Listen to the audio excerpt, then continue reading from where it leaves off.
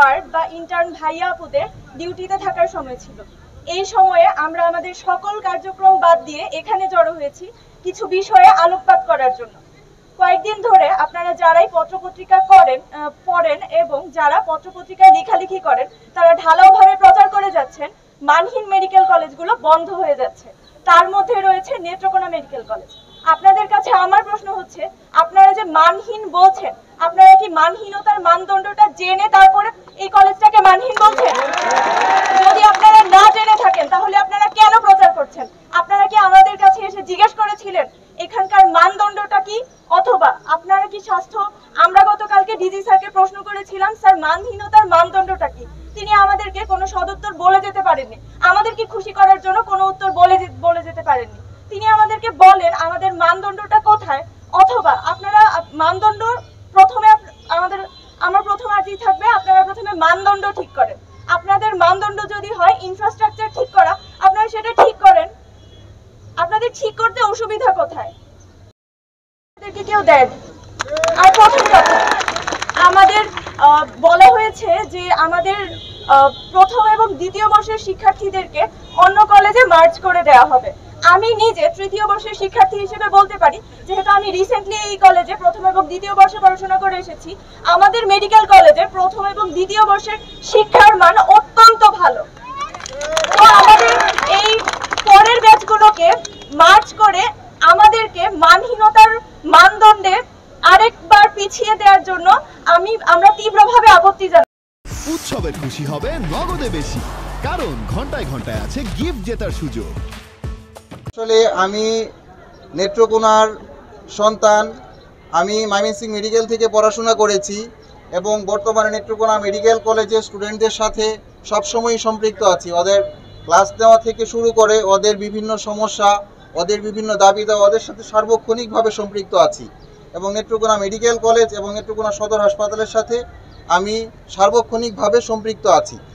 তো আসলে আমি যেটা বলতে চাচ্ছি, আজকে নেত্রকোনা মেডিকেল সহ সরকারি 6টা মেডিকেল কলেজ এবং বেসরকারি 18টা মেডিকেল কলেজ সহ টোটাল 24টা মেডিকেল কলেজকে মানহীন ট্যাগ আখ্যা দিয়ে এই মেডিকেল কলেজগুলো বন্ধ করে দেওয়ার জন্য যে ষড়যন্ত্র চলছে, এই ষড়যন্ত্রের বিরুদ্ধে আমরা আজকে দাঁড়িয়েছি নেত্রকোনাবাসী।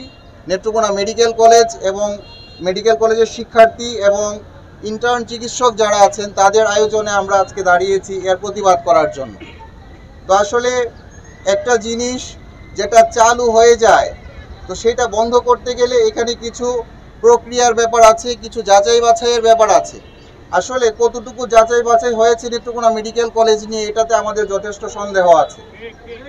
আর পাশাপাশি যেটা হচ্ছে, বেসরকারি মেডিকেল কলেজে যে ধরনের সুযোগ সুবিধা থাকে, তো সরকারি medical college Netrokona medical college নতুন হলেও এখানে সুযোগ সুবিধা তার থেকে অনেক গুণ বেশি।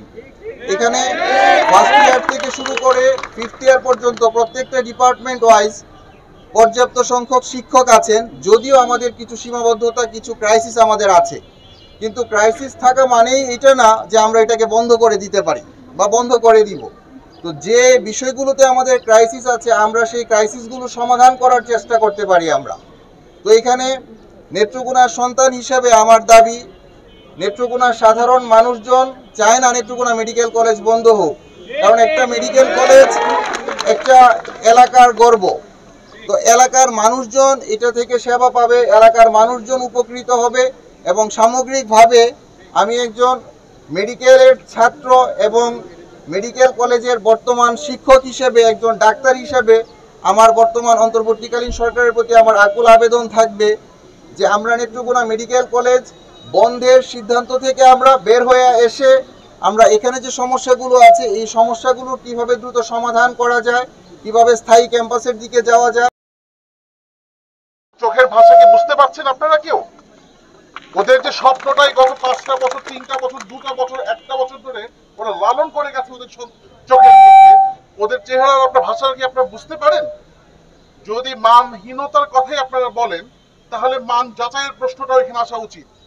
তাহলে আপনারা আগে সেই মান যাচাইটা করেন যে এই স্টুডেন্টরা কোন অংশে আরেকটা মেডিকেলের স্টুডেন্টদের জায়গাতে খারাপ।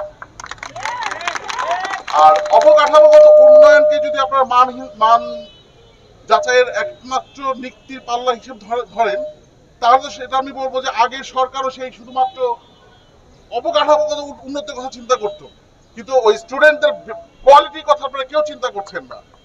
যদি 6-7 মাস 6-7 বছর এই স্টুডেন্টগুলো পড়াশোনা করার পরে যদি তাদের মানের কথা আসে, তাহলে 6-7 মাস আপনাদের দায়িত্ব নেওয়ার পরে অনেক উপদেষ্টাদের মানের প্রশ্ন চলে আসে। অতএব এই ধরনের হঠকারী সিদ্ধান্ত থেকে আপনারা বেরিয়ে আসুন, ঢাকা থেকে নেত্রকোনায় আসুন, এখানে বসে তাদের সাথে কথা বলুন, দেখুন ওরা কি চাচ্ছে, কোথায় কি প্রবলেম হচ্ছে, এবং সেই অনুযায়ী তাদের সাথে সলিউশনের ব্যাপারে আলোচনা করুন।